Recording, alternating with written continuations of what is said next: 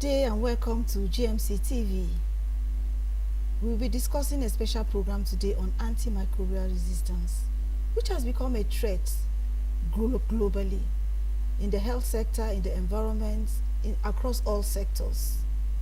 You may have been taking drugs for malaria and it worked for you, prescribed by a doctor, it worked and you got cured.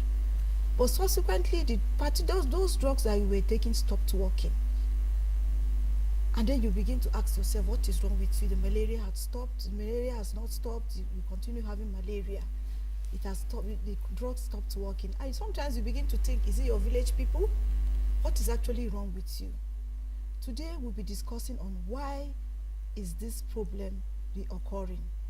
And with me to discuss this challenge that has become a global threat is Professor Mohammed Manga, consultant clinical microbiologist, Department of Medical Microbiology and Immunology, Federal Teaching Hospital.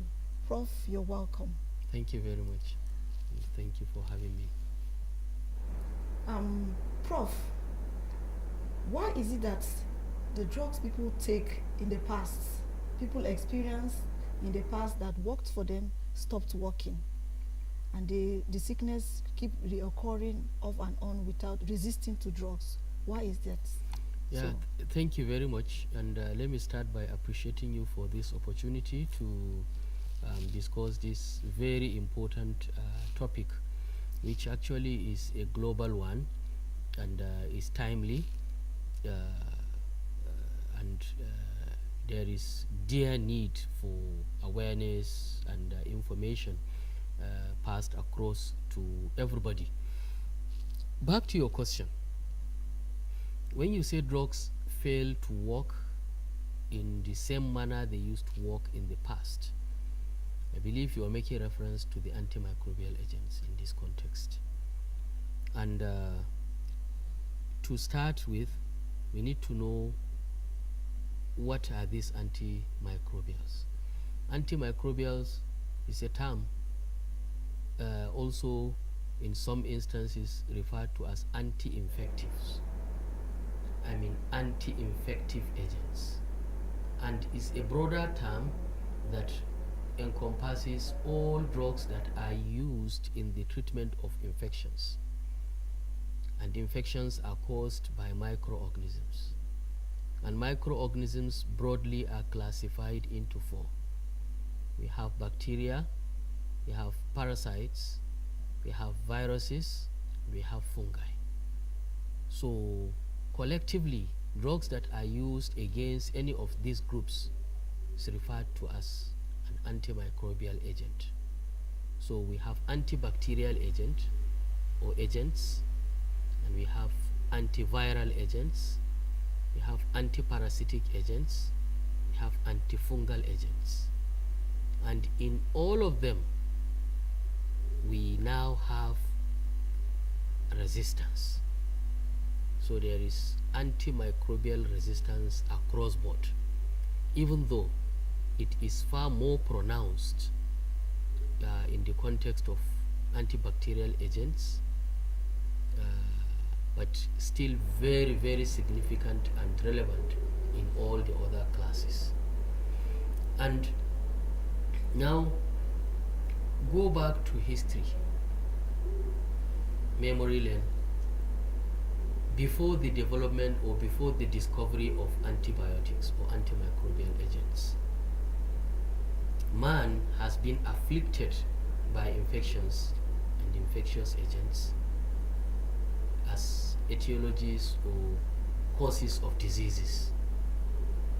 And those ones have happened even before he got to understand that these diseases, these illnesses are caused by microorganisms.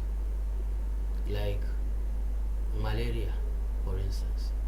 The word was derived from two other words, mal-aria, which some regard as bad air. Influence of bad air is what causes that kind of disease. It was later that the parasite Plasmodium was identified to be the cause of this, and that's why it was not changed in a way. And so Plasmodium malariae, Plasmodium this.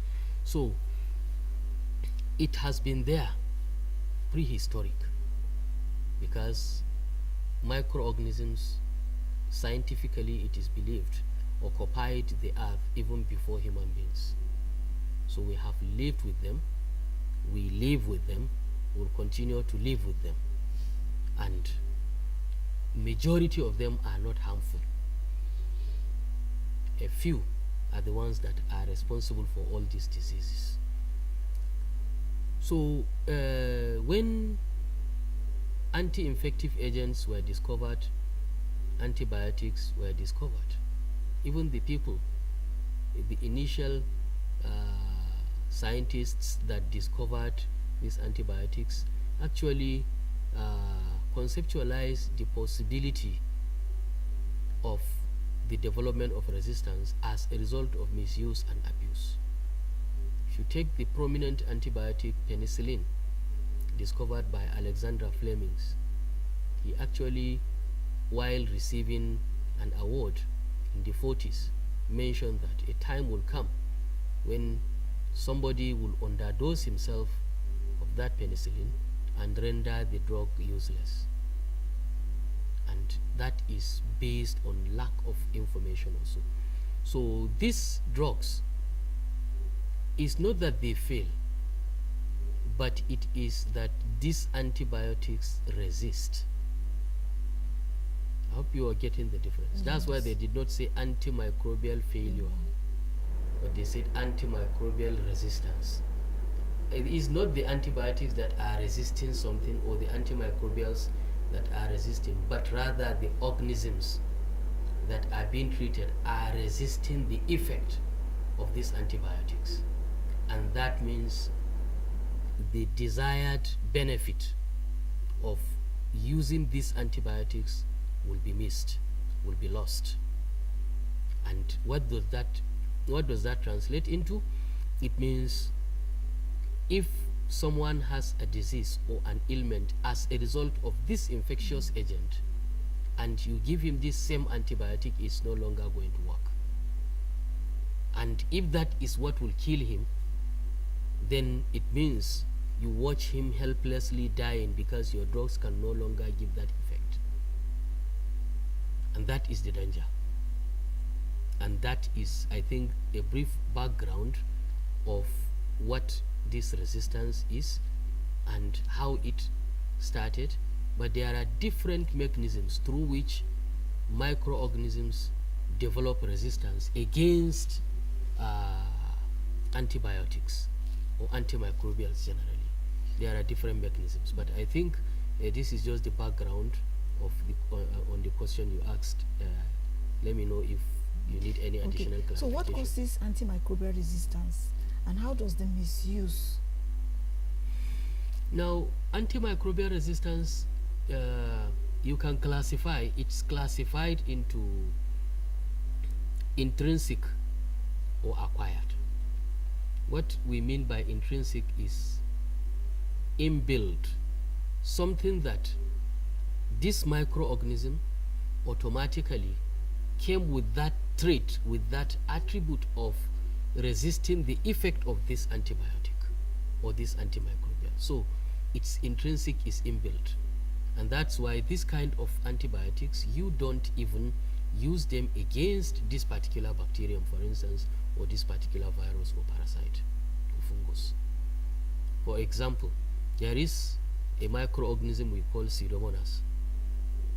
Pseudomonas has intrinsic resistance against many other commonly used drugs, including like ceftriaxone, which is a common third generation cephalosporin that is used. But Pseudomonas intrinsically, cannot respond to the use of this one. So once you identify that this is this organism, then you don't even test for this ceftriaxone. For instance, it's just one example. You have others that are still there. And another organism called Enterococcus.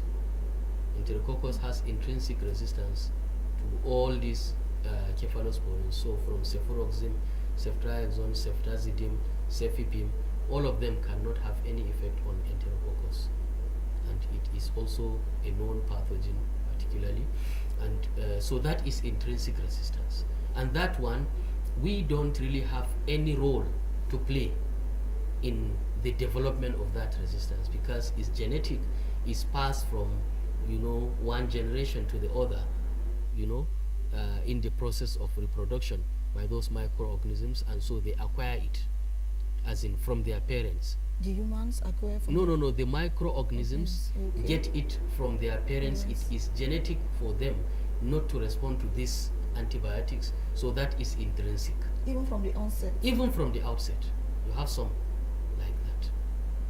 Then you have those ones that are acquired, and those ones that are acquired through different mechanisms.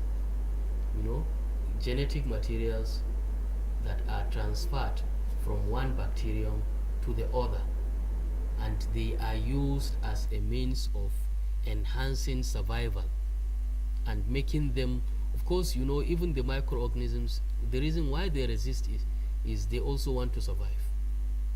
So it's normal. It's just like you now trying to look for blanket to cover yourself for cold, and so if you find someone giving you, is assisting you, and so even amongst them, they also redistribute this capacity, this ability to resist the effect of these antibiotics. That is how they acquire it, and so they acquire it through different means, you understand, either through what we call conjugation, transduction, transformation. These are all ways that some aspects of this microorganism will be transferred to this microorganism, so that what it cannot do before, now it can be able to do. You understand? And usually the more you get exposed to the antibiotics, the more the microorganisms also tend to understand the way it operates, and the more they also develop the means of bypassing the effect of that antibiotic. And that's why some of them will develop what we call efflux pumps. If you pump in the antibiotic inside the cell of that microorganism, it will pump it out, so it will not allow it to accumulate such that it can even cause it can harm it. You understand?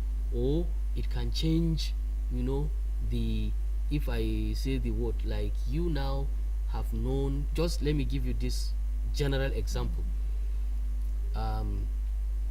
Somebody has a key to the lock of his room, and he now gets that key exposed to everybody, and then someone now goes to duplicate the key, and even if he locks, what happens? He has not locked anywhere. So it's like, once you get these microorganisms unnecessarily exposed to this thing, they also now devise means of resisting the effect. So either modifying this thing, or somebody now wants to steal, and he now changes the cylinder of your door. You come with your own key, you will not open again. It has become his own.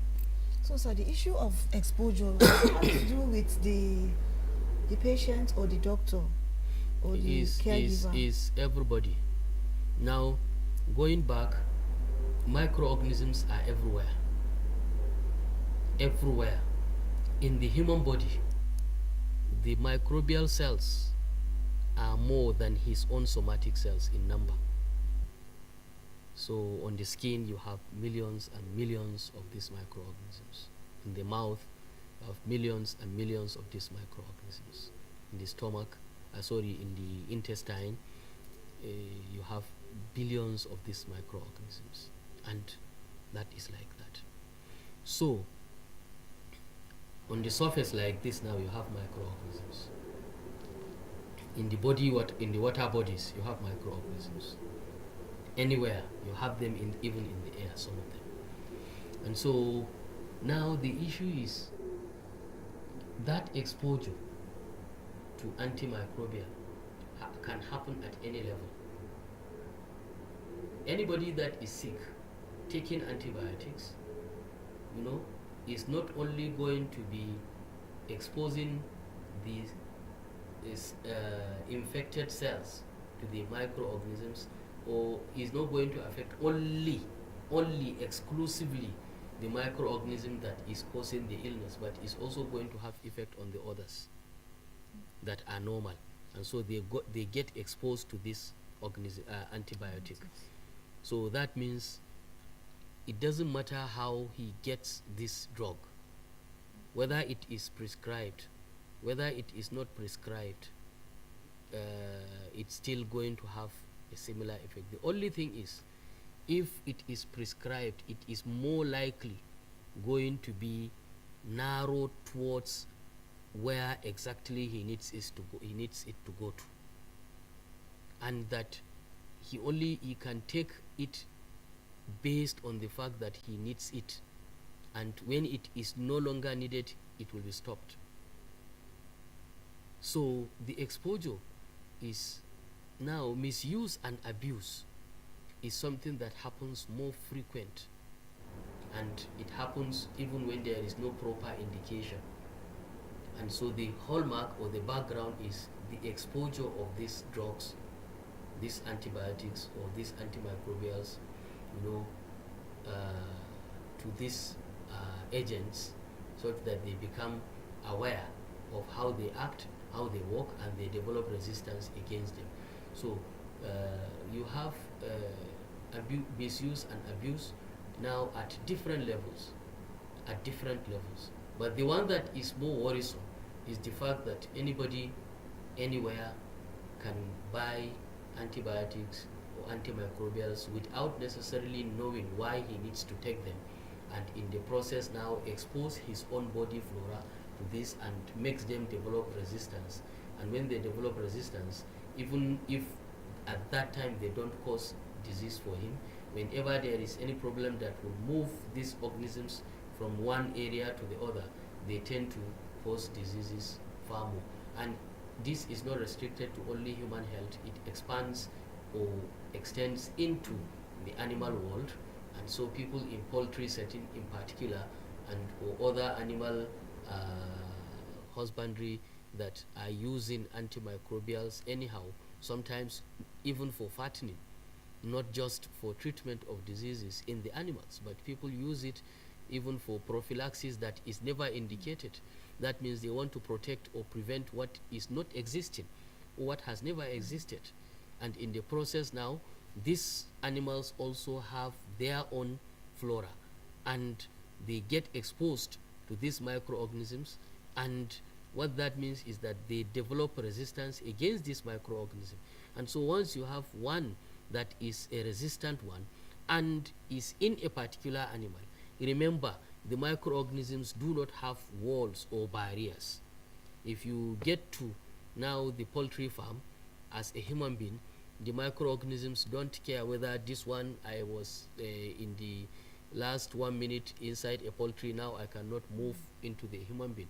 If you get in contact, you touch with your hand, you may pick it and you may even swallow it, and it will now become part of your own. So if it is a resistant strain in that chicken, then you also have that resistant strain in your own body. And it's the same thing if it is a cattle, if it is sheep, if it is goat or anything. And it's the same thing even in plants. People use antibiotics even in the soil and some others, even when it comes to disposal of wastes, even healthcare wastes. People move them to the soils, and then by extension some of them move to water bodies, and by extension they get recycled, and now we have what we call microbiome or microbiota. So there is human microbiome, there is animal microbiome, and there is environmental microbiome. And when you have a large population of them becoming resistant against these microorganisms, then it means anything that will make this particular organism to move into the body in causing infection, for whatever reason, it becomes more difficult and sometimes impossible to treat with the common antibiotics. And some of the far more expensive or in quote newer antibiotics are neither within reach nor even affordable. So you might even have the money, but if you write it now, because it is not a common one, our pharmacists don't stock this kind of antibiotics, and so before you can send to other places like if you are in Gombe here and you are sending to Kano or you are sending to Lagos, and in some instances you have to send outside the country because they cannot keep what we don't really frequently request for, and sometimes not even aware that we need them, and they are very expensive. So if you come, you keep them, very few can afford, and nobody, so it's very expensive. And recent report also has it that babies are born with antimicrobial resistance. What about that? No, they are not born with antimicrobial resistance. They acquire antimicrobial resistant pathogens from their mothers. Okay. A baby inside its mother's womb is sterile. You get this one clear? Okay. So at what point do human beings get exposed to antibiotics? Microorganisms. Is when the membrane covering, is ruptured. That's what they commonly say fire tapashi in the Hausa parlance. But when the membranes are ruptured, then the seal now that is demarcating the intrauterine life of that baby with external is no longer there. And that happens just before delivery. And so once a baby is coming out, if it is a natural birth, he starts sweeping microorganisms from the birth canal, and also get some from the hands and also from the environment once it comes out, and continues to even lick some from the mother's breast because it can never be sterile. But these ones are supposed to be normal flora. We are not expecting that he should have a pathogen, but because these mothers, this other environment, these other healthcare workers are carrying multi-drug resistant organisms as their flora, then the baby get exposed to multi-drug resistant organisms even as its own flora from the beginning. And that means the baby that is not strong immunologically, if for any reason the delicate skin has any bruise, or if there is anything that will cause a break in that skin and this microorganism enters, then it is usually faster and more severe in causing infections in that baby, and more difficult, more expensive to treat. So that is the cycle. It's not that they are born with it.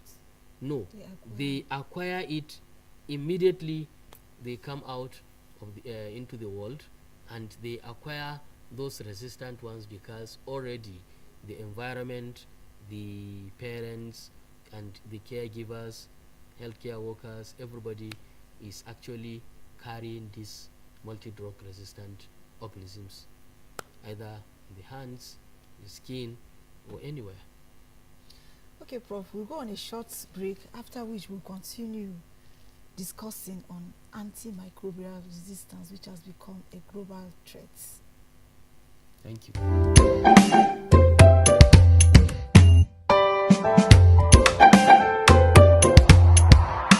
Do you know you can flow in a life of happiness if you reset the thread you unknowingly shut in motion?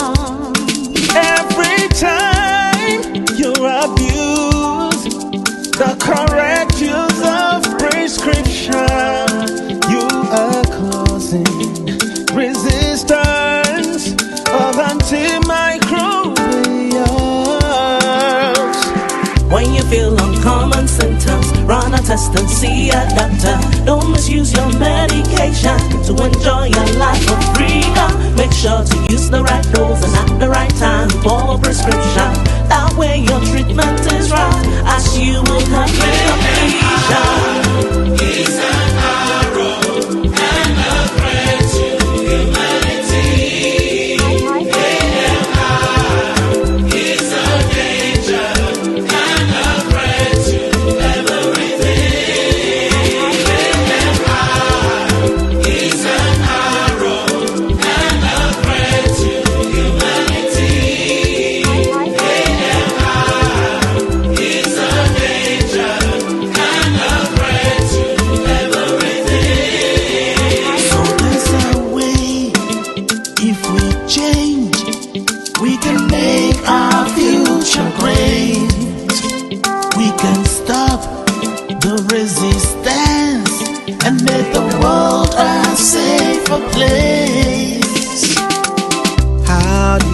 think your body feels whenever you never complete it. First step, you see a doctor. Next step, you get prescription.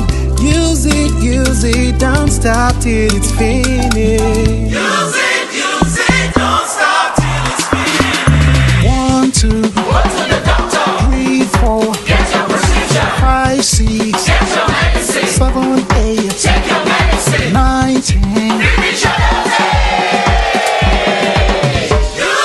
use it, don't stop till it's finished. AMR is an arrow and a branch in humanity.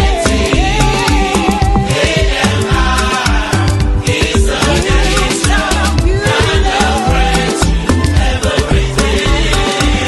AMR is an arrow and a branch in humanity.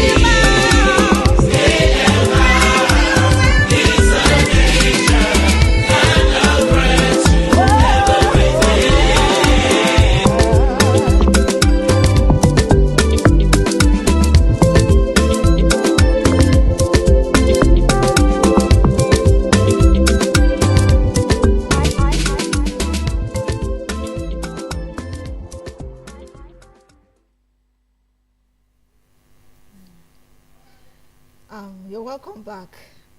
We're discussing antimicrobial resistance, which has become a global threat to humanity. And with me in the studio is Professor Manga.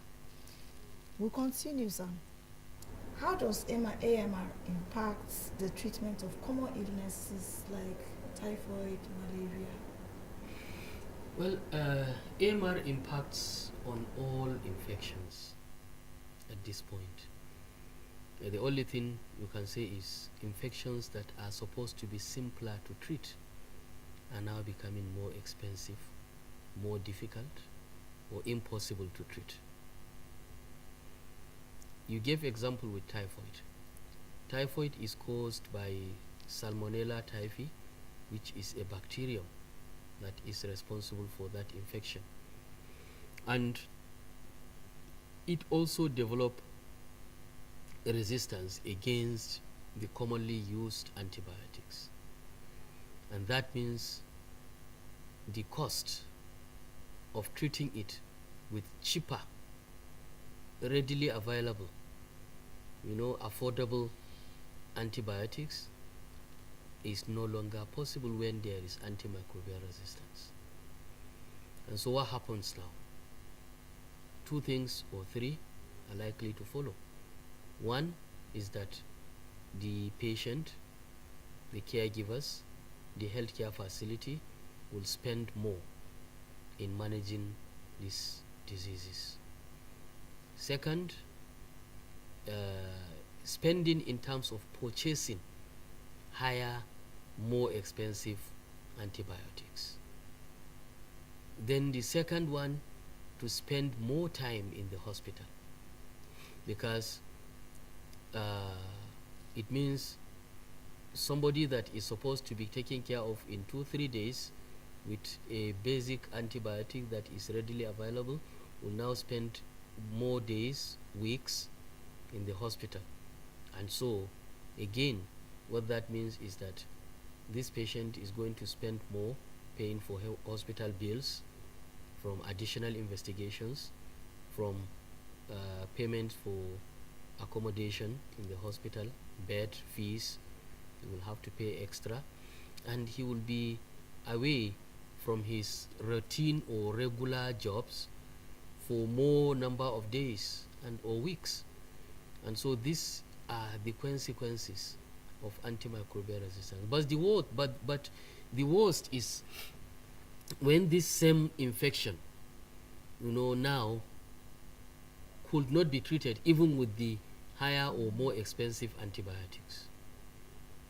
What happens? If it is an infection like typhoid now that is affecting the gastrointestinal tract, the intestines, you understand, it now goes beyond that. It goes into the bloodstream.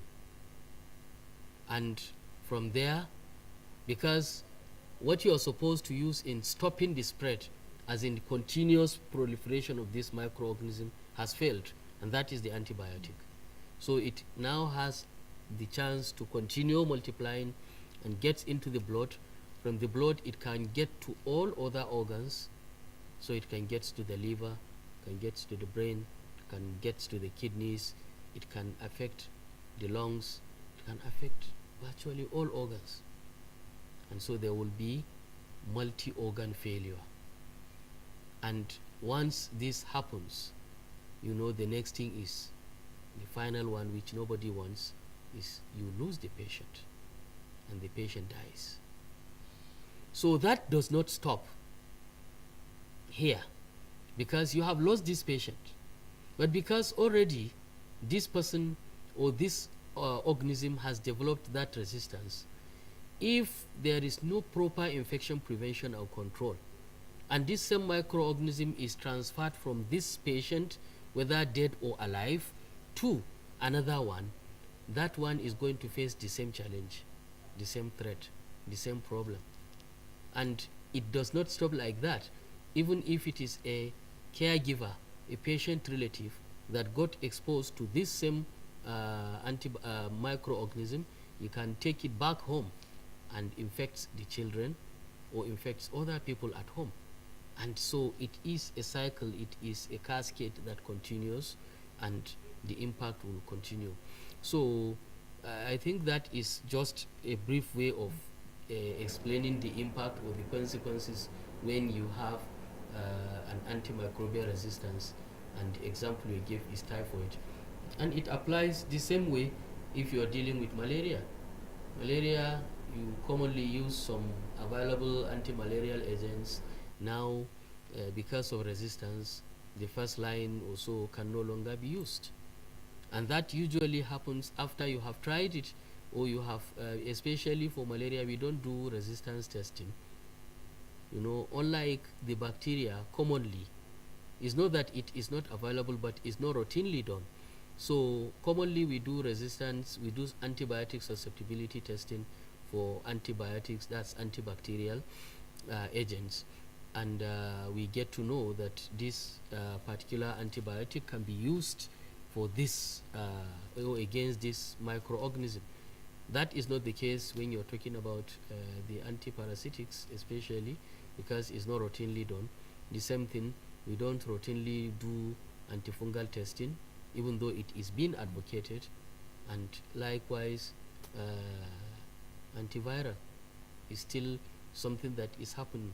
So it's not only malaria, it's not only typhoid, but you can add even other viral infections, including HIV, including hepatitis B. You have drugs that are used in treating HIV, and because of antimicrobial resistance, now they defy all these previous ones, and you have to go higher, you have to look for alternatives. Is it also applicable to TB? It's Recently I heard applicable to, that's what I'm giving you examples now of those common ones. So the same thing, mycobacterium, tuberculosis. So TB, in fact, the concept of resistance even in TB is well explained, from resistant to multi-drug resistance to extensively drug-resistant tuberculosis. So it's far more expensive when you have such a patient and you are afraid if he transfers or if he infects another person. That means that person will automatically start from above, because his own is coming with all the strengths and the forces against the commonly used anti-TB drugs. So it is far more expensive. It is a major global threat. And I gave example of the mortality or the death of someone infected with salmonella typhi, typhoid, and not responding to the common agents, and subsequently not able to get anyone that will work, and you see that patient dying helplessly. So if you go to our hospitals, because of this misuse and abuse, there is something that is linked to, you know, the care of patients with infections, and that is what? Laboratory investigation. I'm sorry, so let me cut you short. When you mean misuse and abuse, could you expatiate? Okay, when I say misuse, is that uh, or abuse. Each of these antibiotics, has an organism it can have effect on, and when it should be taken, and how it should be taken. I hope you understand. Yes. And so someone is supposed to take this thing orally, and is supposed to take 1 gram, and is supposed to take it 8 hourly, and is supposed to take it for 5 days, is supposed to take it for 7 days, and so now the first thing is the right diagnosis. If somebody has heat rash, somebody has common cold as a result of a viral infection or virus or even allergy, somebody is having diarrhea because of food poisoning, that one has no reason to take antibiotics, because that is not an infection. So if he takes it, what is he doing? Misuse, abuse. You understand? And so if someone has an infection that is due to a particular organism, and I gave example of intrinsic resistance, so an antibiotic is supposed to be used for gram-positive organism, a particular class of organisms. And because someone has not gone to the hospital, nobody understands what is causing the infection, and he now takes an antibiotic that is for the other class, which will not have effect on this one. You understand? Even if it is a healthcare worker that prescribes that one, you call that one misuse. You understand? Because he is misusing it in the wrong place. He's using it in the wrong place. That is misuse. But when there is no indication, nothing, he just takes antibiotics for headache, that is abuse. People have this symptom. I know my body. If I take this, it works for me, because when I have stomach pain, diarrhea, I just take antibiotic and it goes. People have this mentality. The issue is it depends on what is causing this diarrhea. If, for example, there is a parasite, Entamoeba histolytica, amoebiasis, amoeba, if that is what is causing the diarrhea, and the person is given Flagyl, metronidazole, it is right, no problem. That antibiotic is used for that parasite. Wait, does it have a dosage? It has. Okay. It has a dosage. There is no medication without a dosing. I see people You understand? take half of it. I see No. people take That's full why I of said, it. once this one, everything is based on knowledge. Everything is based on facts. And you must have basis before you will engage in taking any of them.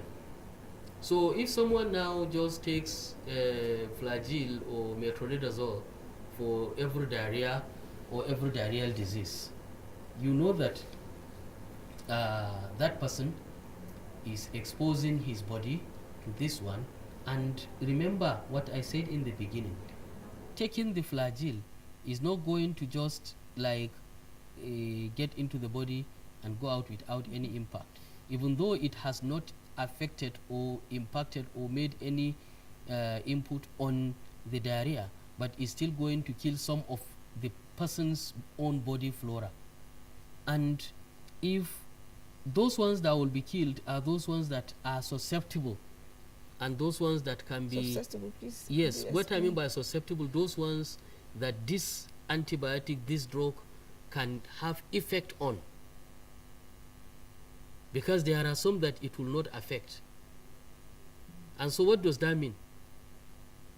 In the body, assuming you have 1,000 organisms on this surface here, on my body, and you get exposed, you expose them to a particular antibiotic, maybe out of this 1,900 will be killed by this antibiotic. but the remaining 100 will be there, and those ones are the ones that are resistant. So if someone is exposing his body to antibiotics, it might kill some of his own body flora, which are supposed to be protective, which are supposed to protect him against the bad guys. So I commonly give example or liken it with someone having, let's say 50 people in his house as security personnel, and amongst them there are thieves, but because there are 50 and for every shift you have about 10, so and in out of every 10 you have one that is the thief. If he is having, or if he is there during that shift with the other 9, will he have any effect? Then suddenly you come for a particular shift, you now change the whole thing, and you send the good ones away, and you now said in that shift you have about 5 of them, all of them are thieves, and that is for that particular shift. What will happen? They will synergize, or even if not all of them, but majority are these, they will influence the other one. So it's the same thing. When you kill, that's selective pressure is what is the scientific terminology, pressure of selection. So when these organisms are exposed to the antibiotic, they now select out the ones that they can kill and kill. The ones they cannot kill are the ones that have resisted. And then they will now have the chance, because they are competing for food, for everything. Now you have cleared all the remaining for them not to compete with them, and so they will have enough food to multiply and reproduce, and they now become a majority. They have higher population or more in number, and those ones can move.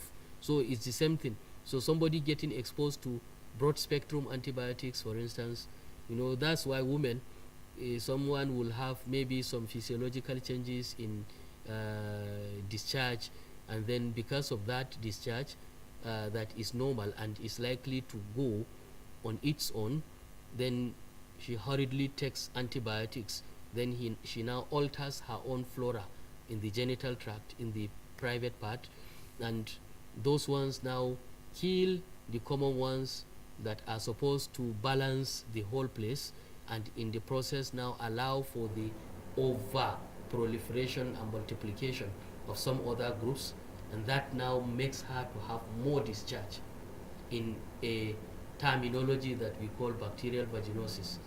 And that one now keeps multiplying, and if she is not lucky, she goes to meet another health worker who says, no, you need a more powerful antibiotics, and give her more, and then it worsens, and she will now have discharge continuously. You see a woman telling you, I've been having discharge for 10 years recurrently, and she has been taking different antibiotics. So it's a very dangerous thing. Very dangerous and a global threat. So what Yeah. can individuals do to prevent antimicrobial resistance? Yeah, there are different things that different people can do. I usually classify that into what an individual as a patient should do, or as individual, even not when he is sick, he should do, is to ensure that he doesn't take any drug that he doesn't have any prescription for, and there is no indication for it. So strict or restrict yourself to what you know, and the drugs or medications that you take based on the need, or based on the fact that you are supposed to take them. That is one. The second one is for the health workers. The health workers should ensure that they have the basic knowledge of antimicrobials, antibiotics, anti-infectives, and should ensure that they don't succumb to pressure, sometimes even from patients, to just prescribe without having the appropriate indication for that medication. So that is for the health workers, and whenever you prescribe, as much as possible, try to send culture requests, as in investigation, to the laboratory for the organism to be identified And for the antibiotic susceptibility pattern, I mean whether or not it is going to respond to this antibiotic, that test should be performed in the laboratory. And so even if the patient is going to commence the drugs in terms of giving him something to take before you get to understand what is causing it, that means empirical treatment, you must have taken the specimen, you must have sent that to the lab, so that if it comes out, you will know whether to continue with this same drug or to change it to another one, not to wait until you have used 1, 2, 3, 4 different antibiotics, you have spent the patient's money, and then you have exposed him to these antibiotics, and equally you have triggered the selection of resistant organisms to overgrow in the body and making it difficult for him. So these are all things. So the hallmark here is what we call antimicrobial stewardship, and that is taking care of these antibiotics, being careful with the use of these antibiotics, conserving them, protecting them, preserving them, making sure that these very expensive, very priceless pharmaceuticals that have become the cornerstone in every treatment, every medical intervention, directly or indirectly relies on antibiotics. You cannot perform surgery if there are no antibiotics. You cannot do organ transplantation if there are no antibiotics. So virtually, behind every other intervention, you find the control, prevention of microorganisms. So that is for the healthcare personnel. Now for the governments and other regulatory agents is to try to enforce the law as much as we can, because we have failed in that regard. Everybody now can go and buy any kind of drug anywhere without any restriction. And like I was telling you in the beginning, the idea behind restricting the availability or the purchase of these drugs is to either protect the drugs, conserve them, or protect the human or the patient from any form of harm. So that's why you need to restrict the availability or access to these drugs. And for antibiotics, you are trying to conserve their use, their continuous availability for treatment and prevention of infectious diseases. So if they are rendered useless, then it becomes almost impossible to practice in the hospital, because if you enter any hospital in our setting, over 70% of patients are on one antibiotic or the other, either treating suspected or confirmed infection. And so imagine a hospital where there is no antibiotics available that can work. And that is where we are heading to if we don't utilize these simple measures of protecting and conserving these antibiotics. So the regulations need to be enforced. Of course, you cannot enforce regulations without education and awareness. People are not informed. People feel that when you stop them from taking these things, as if you are taking away their autonomy, their chance to use whatever they want for themselves. No, they don't know that they are harming themselves, and they are not just harming themselves alone, but harming anybody around them, and not only human beings but also animals and even the environment, by abusing, misusing antibiotics or antimicrobials. And that whatever they feel they are treating, the danger they are getting exposed is worse than what they are trying to run away from. The only thing is, majority of cases of antimicrobial resistance that have led to mortalities, that have led to the death of these patients, are not usually discussed or brought out for anybody to see. Otherwise, people will have become so much afraid of misusing and abusing antibiotics. Talking about the individuals, I see a situation where you are prescribed 3, maybe 5 days, and then when you take the 3rd day, you feel okay. The next person that is sick, you just give the person to take. That is wrong. there is something called clinical cure, and there is another one called bacteriological cure. So someone taking antibiotics maybe is supposed to take them for 5 days. Of course, by the third day, if it is working, it's expected that he should feel better. That's normal, but he should complete it to ensure that the organisms that are causing the infection are totally cleared. If not, if he takes it for 2 days and stops, and this same organism that has not been completely cleared now resurfaced again, will not respond to this same antibiotic again. That's what we call the resistance. Yes. So, and the common example I give is, you have an enemy and you are fighting, and you are able to take him down with a single slap because you have given him a heavy one, and he now lies flat because of the pain. Then you're supposed to continue hitting until he can no longer do anything. Then you stop because of just one slap and the fact that he is confused, and you are celebrating. Then he turns back and you don't know that he has a gun inside his pocket. If he brings it, your slap can no longer be useful. So it's the same thing. Taking it and stopping in the middle is like, having the chance to fight your enemy and taking him down, but instead of completing the fight, then you stop in the middle and he comes back to now kill the person again. So what can communities do to reduce this antimicrobial resistance? Well, as a community, I think we need to talk to ourselves, we need to talk to each other, we need to communicate to each other, we need to support each other, we need to encourage each other. We need to ensure that as much as possible, whenever someone is sick, he is not encouraged to take these drugs without proper identification of his own disease, and also getting to know that this antibiotic he needs.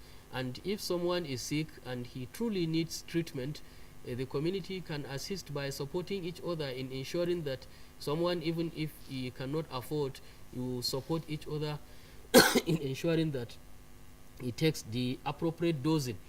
If you can afford to buy only dose for 2 days, assist him to get it for 5 days if he needs it for 5 days. Because if you don't do that and he is treated halfway, and he allows the organism to develop resistance, he can spread it again into the community.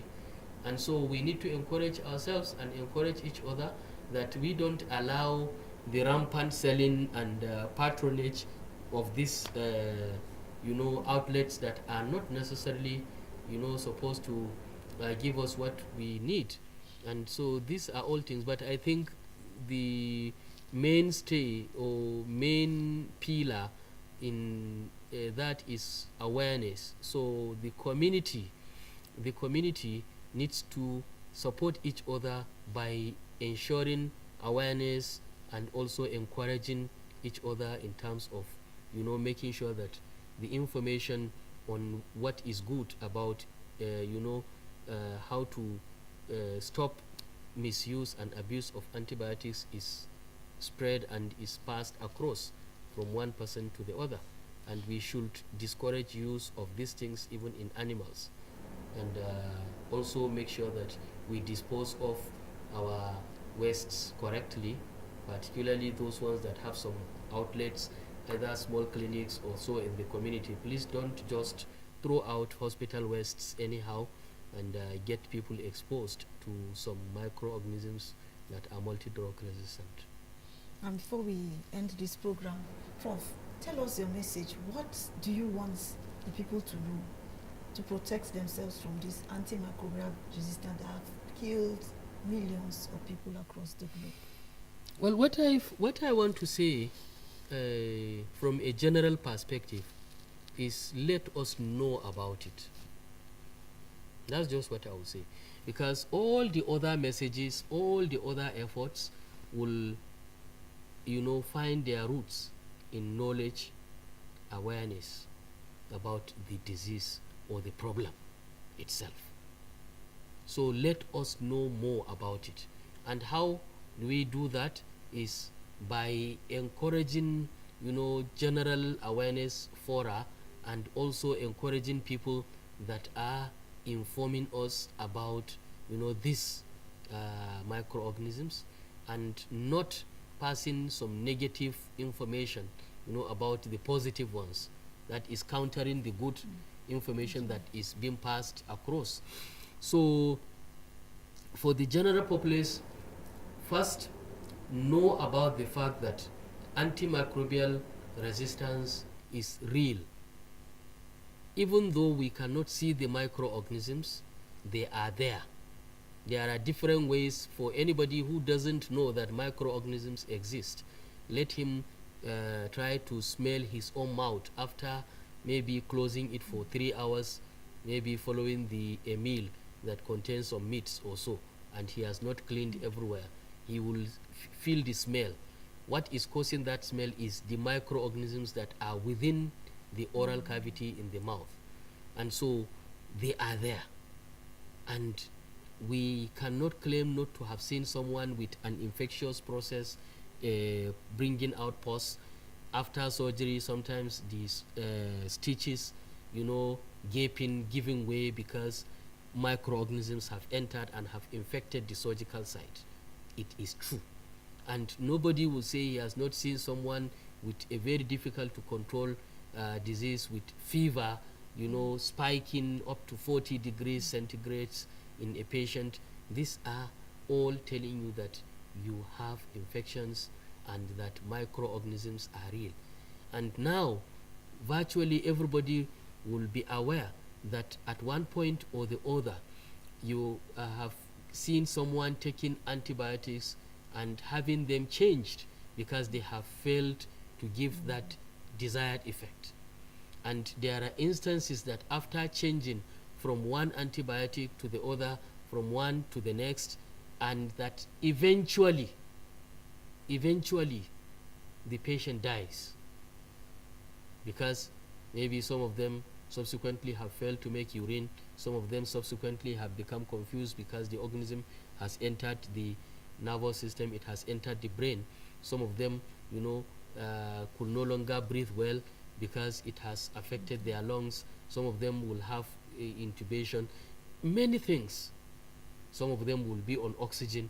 We have seen that. And what is responsible?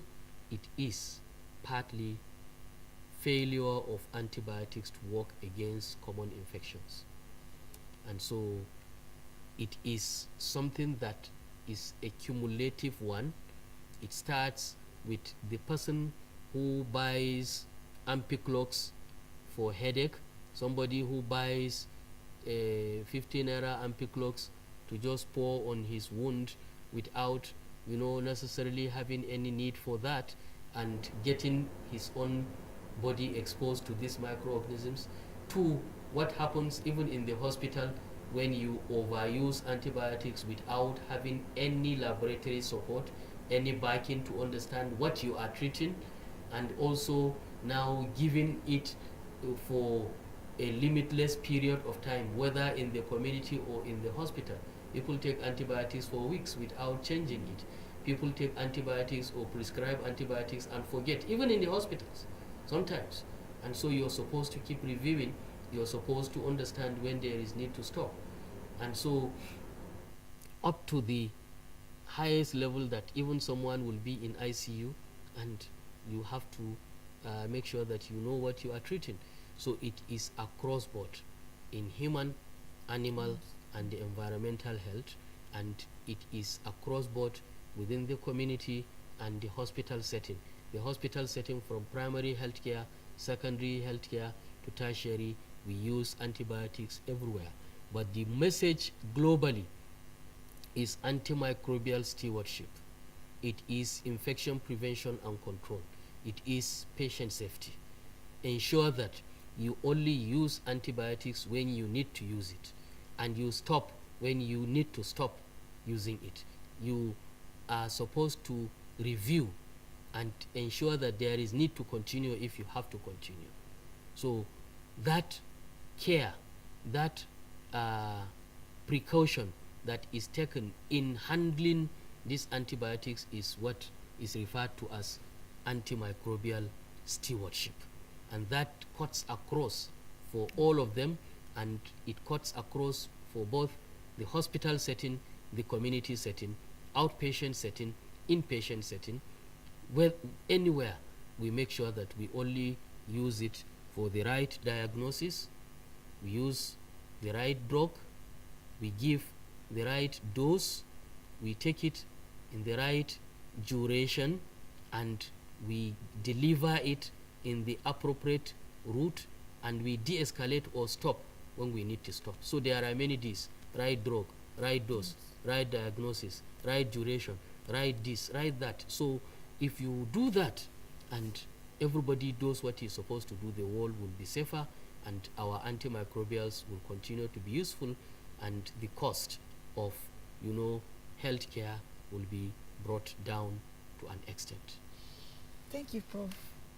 Thank you, you. Prof, for that Thank you very much. explanation. Thank you for coming to our studio to discuss about this AMR that has killed millions of people. We have heard from the experts, it is real, it is not myth, it is a reality, and it has killed millions of people. And it is advised that we stick to doctor's prescription. We don't share antibiotics because we feel we are okay. We have to complete the dosage as prescribed by the doctors. Thank you, viewers, for staying with us on GMC TV, and we just discussed about antimicrobial resistance, which has become a global threat. We thank you, Prof, for coming. We hope that next time when we invite you here, you also come and enlighten the viewers more on health issues.